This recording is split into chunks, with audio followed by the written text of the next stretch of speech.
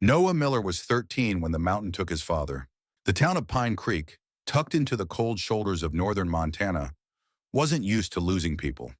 It was the kind of place where everyone knew who fixed whose truck and which family brought the best pies to church dinners.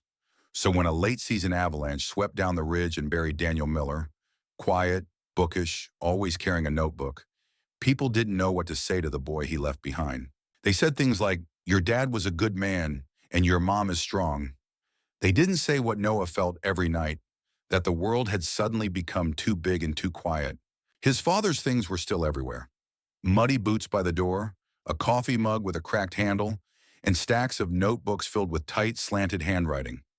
Daniel had worked as a survey assistant for the county, but at home, he studied something else: cold. Not just how it felt, but how it moved, how it stayed out, how it could be trapped.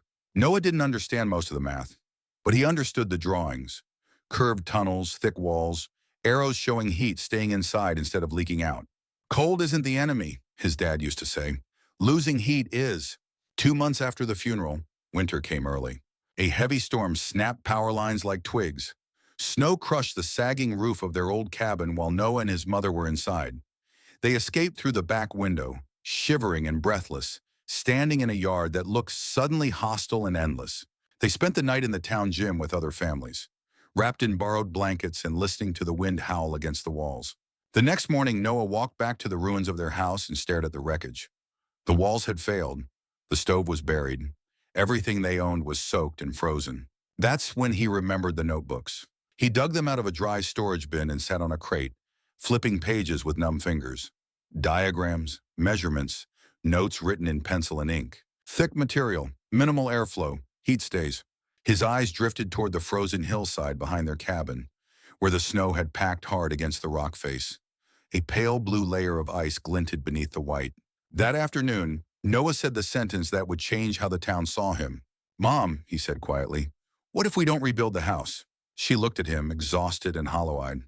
"What do you mean? What if we build inside the ice, just for the winter?"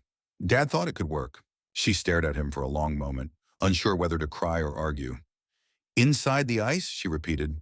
By the time word spread, the town reacted the same way towns always did to strange ideas. They shook their heads, they whispered, they pitied. A kid shouldn't be making decisions like that. "He's grieving. That boy's going to get himself killed."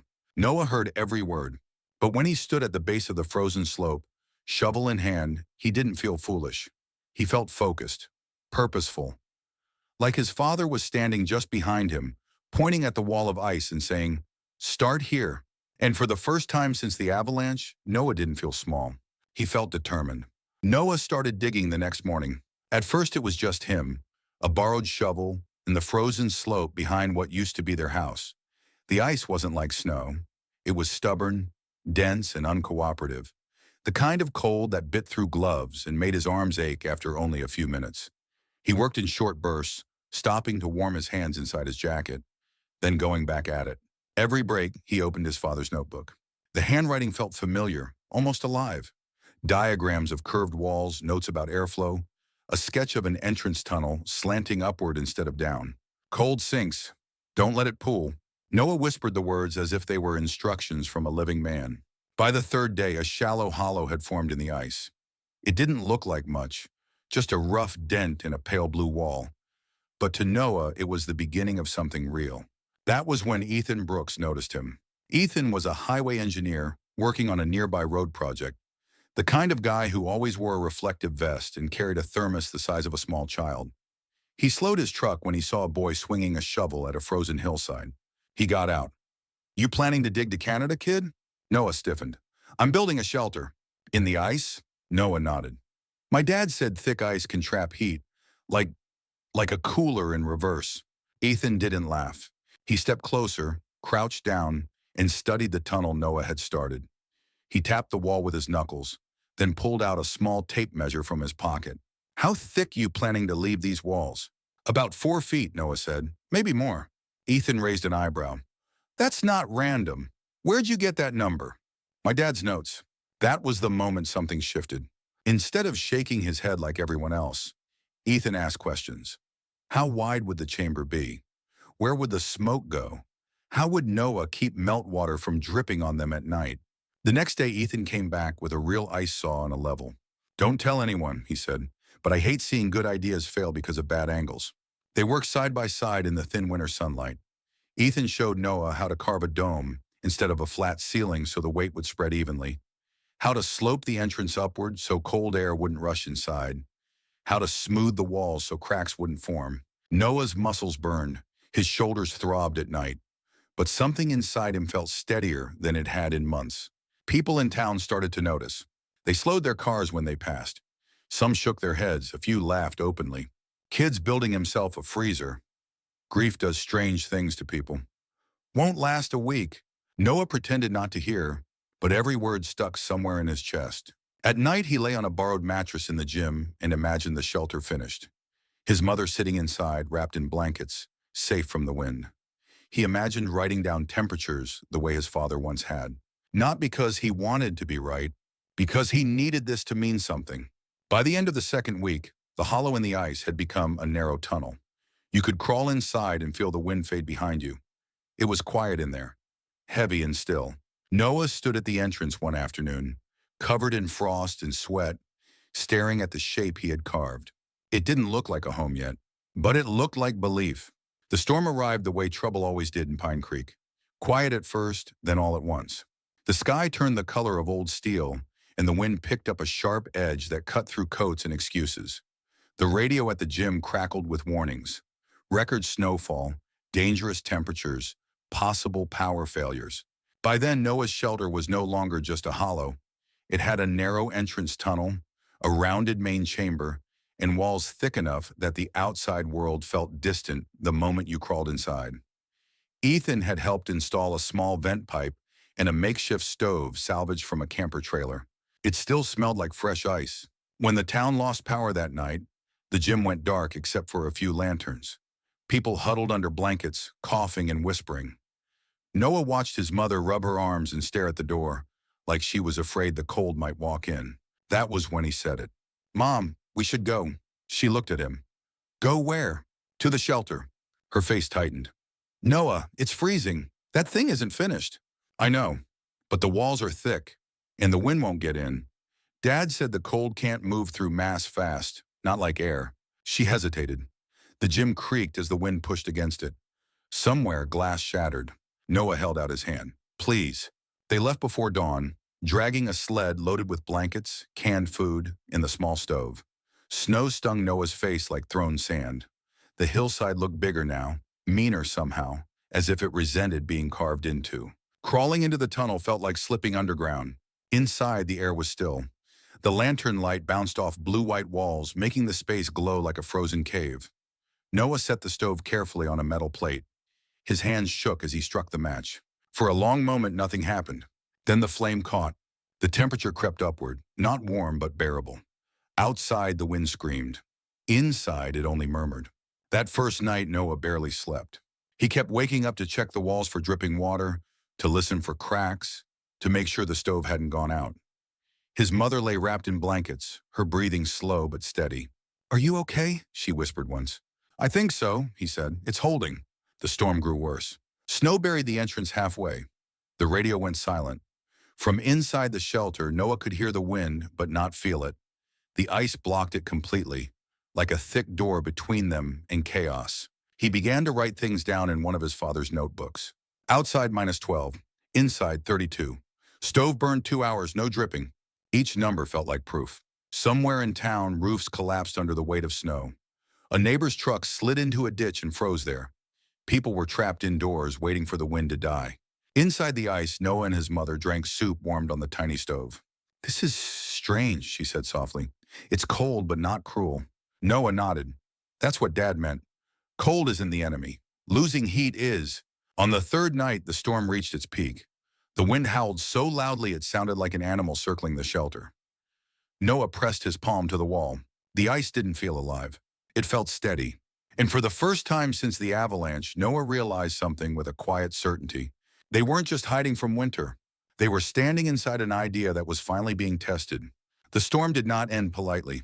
It tore at Pine Creek for 2 more days, shaking trees until their branches snapped and burying fences until they disappeared. Roads vanished under drifts as tall as pickup trucks. The radio finally came back on long enough to say what everyone already knew. Rescue crews couldn't reach the mountainside of town until the wind died down. Inside the ice shelter, time felt different. Noah measured it in stove burns and notebook lines. 2 hours of fire in the morning, 2 at night. In between, the temperature held steady, trapped inside the thick walls like a secret. Outside, -27, inside 36. His handwriting grew steadier with each entry. His mother watched him work, her eyes soft in the lantern light. "You sound like your father," she said once. "Always writing things down, like numbers can keep fear away." "They help me understand it," Noah said. Late on the fourth night, a deep sound rolled through the mountain. Not wind, something heavier. A crack. Noah froze. For one terrifying second, he imagined the shelter collapsing, the ice splitting open, the storm rushing inside. He held his breath and listened. Nothing happened. The walls stayed solid, the air stayed calm. He exhaled slowly and pressed his forehead against the cold curve of ice. "Hold," he whispered, "just hold." By morning, the wind had weakened. Snow still fell, but it drifted instead of attacked. The world outside looked unfamiliar, white and reshaped, like a new map drawn over the old one. Noah dug out the entrance with stiff arms and burning lungs. When he finally crawled out, the silence felt unreal after days of roaring wind. Their cabin was gone, flattened. So were 3 others on the road below. Smoke rose from the center of town where a chimney had failed and started a fire. Noah helped his mother climb out of the tunnel.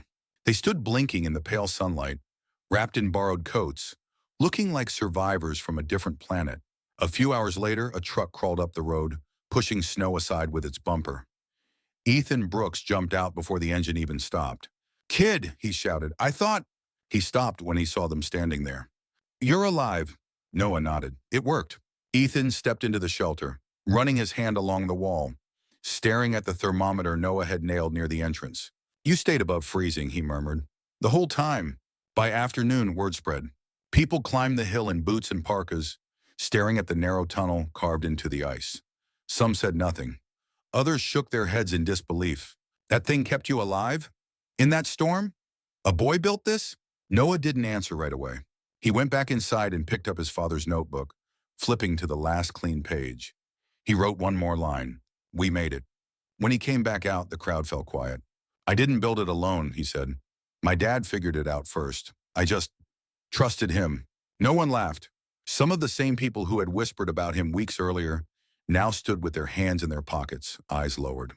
The shelter still glowed faintly blue behind him. Not a miracle, not magic, just ice shaped by belief and patience, standing where houses had failed.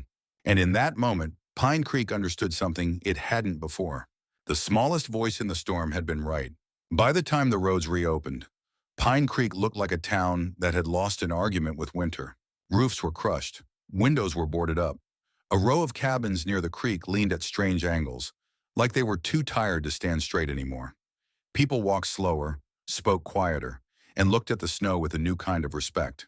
But one place still stood exactly as it had during the storm: the ice shelter.